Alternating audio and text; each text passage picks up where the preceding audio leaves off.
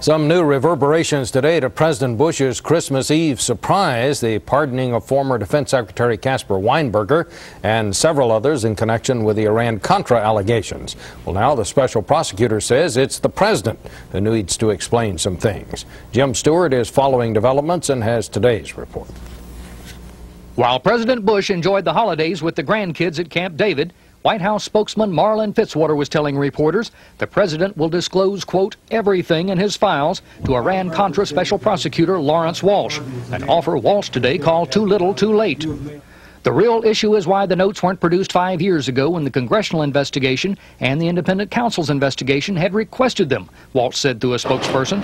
Today's volleys were the latest in the 6-year-old scandal, brought to a boil again Christmas Eve by Mr. Bush's pardon of former Defense Secretary Casper Weinberger and 5 others for their roles in the Arms for Hostages deal. Representative Lee Hamilton questioned the president's latest offer of full disclosure. Why go through this process of dragging out this information bit by bit over a 5-6 year period?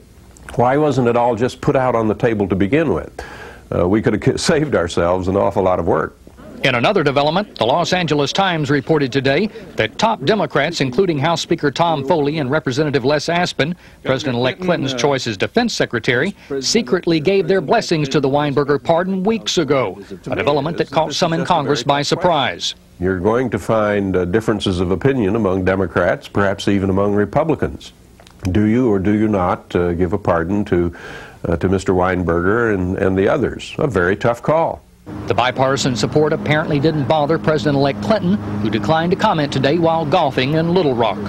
But it could come back to haunt one of his nominees. Confirmation hearings begin soon for Mr. Aspin as defense secretary. If he did support this last-minute pardon, some of his Democratic colleagues are bound to ask why. Jim Stewart, CBS News, Washington.